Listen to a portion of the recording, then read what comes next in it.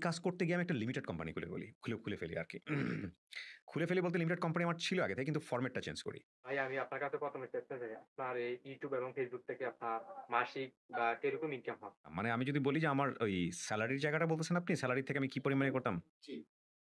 আমি বরং এভাবে বলি আপনাকে। আমার ফ্রেন্ডদেরকে আমি করে বলি। আমার YouTube থেকে যেসব ভাই ব্রাদাররা ইনকাম করেন Facebook থেকে তারা খুব সহজে এটা রিলেট করতে পারবে। ওইটার তো ১ম এই গল্পটা আছে। ৩ বছরে আ মানে যে পরিমাণ আয়ের ক্যাপাবিলিটিস পেয়েছি বা আমি আয় করতে পেরেছি। এইখানে আরেকটা ইন্টারেস্টিং বিষয় হলো এই কাজ করতে গিয়ে আমি একটা লিমিটেড কোম্পানি খুলে ফেলি আরকি। সম্মানিত ভিউয়ার্স আমরা আজকে যাকে আমাদের পডকাস্টে ইনভাইট করেছি তিনি দেখবেন একজন কনটেন্ট ক্রিয়েটর এবং আমাদের মতন পডকাস্ট তৈরি করে। তো এদেরকে আপনারা সবাই চিনেন। তো এর কাছ থেকে আমরা যে স্টোরি জানবো আজকের এই ভিডিওটি আপনারা সম্পূর্ণ দেখার অনুরোধ রইলো। এই পডকাস্টটি দেখলে আপনারা অনেক কিছু শিখতে পারবেন, আপনাদের জীবন বদলে দিতে পারে। তো আমরা এখন বেশি কথা বলব না, আপনারা সরাসরি পডকাস্টে চলে যাবো। এবং আমি জানি না বাংলাদেশে এরকম আর কখনো আছে কিনা যে একজন মানুষ ওয়ান পারসন আর্মি যে হচ্ছে আর ২-৩ টা হ্যান্ড নিয়ে লিমিটেড কোম্পানি চালায়। তাও কনটেন্ট এর উপরে, সোশ্যাল মিডিয়া কনটেন্ট এর উপরে। তো আমাদের আর্নিংটা হতো ৩ টা সোর্স থেকে। আপনাদের যে একটি মার্কেট আছে তো আপনারা লোকাল মার্কেট থেকে কিরকম আয় করতেন? আমাদের অডিয়েন্সকে আরো ডিটেইলসে বলে দেন। একটা হচ্ছে কনটেন্ট একটাই আপনার। Facebook আপনাকে পয়সা দেয় এই কনটেন্টের জন্য। YouTube পয়সা দেয়। আবার এই কনটেন্টই আপনি লোকাল মার্কেটে সেল করেন। হ্যাঁ?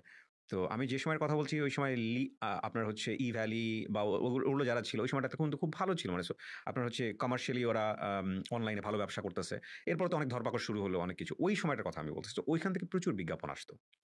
তো আমরা লোকাল মার্কেট থেকে যেটা আয় করতাম, এটার আমরা সবসময় 15% ট্যাক্স, ভ্যাট দিয়ে হলো আমরা করতাম। আর মনিটাইজ থেকে যেটা আসতো সেটা তো বাংলাদেশে এখন পর্যন্ত আমি যতদূর জানি যে সরকার এটাকে ট্যাক্স ফ্রি রেখেছেন। যে সময় কনটেন্ট বানাতেন এখন ধরে আপনার কনটেন্টের বয়স হয়েছে ১০ বছর। তো আপনি ১০ বছর আপনাদের জীবনের যেই যাত্রা করেছেন আমাদের অডিয়েন্সকে আরো ডিটেইলস এবং A to Z বলে দেন। আমি নাম বলতেছি না। খুব বড় একটা গ্রুপ অফ ইন্ডাস্ট্রিজ এর। খুব বড় গ্রুপ অফ ইন্ডাস্ট্রিজ এর আ মালিকের মা আমার আপন ঠিকানা দেখত। যে এটার মাধ্যমে ৩০০ ক্রস করে গেছে ছেলেমেয়েদেরকে আমরা পরিবারে ফেরাইছি।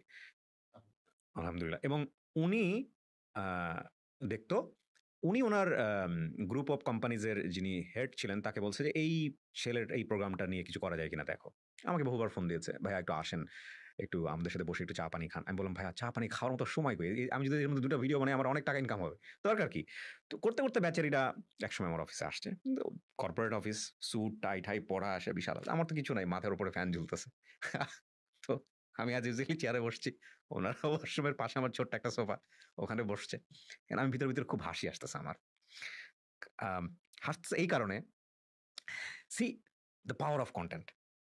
যেখানে আপনি ২ বছর আগে এরকম কোনো অফার পেলে রেডিওর সেলস টিম নিয়া, অমুক নিয়া সব গাড়ি দৌড়ায় গিয়ে ঘন্টার পর ঘন্টা মিটিং করতেন।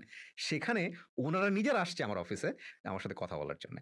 আলহামদুলিল্লাহ আ মিটিং করলাম। ১ ঘন্টা ১.৫ ঘন্টা ভদ্রলোক না খেয়ে হাত দিয়েই মিটিং করলেন।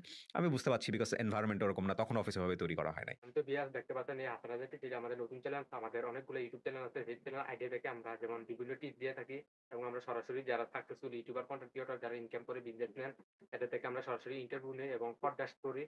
তো এই কারণে আপনাদের কাছে একটু অনুরোধ আপনারা সবাই আমাদের আপনাদের যে YouTube চ্যানেল সাবস্ক্রাইব করবেন। সাবস্ক্রাইব করলে আপনারা অনেক কিছু শিখতে পারবেন।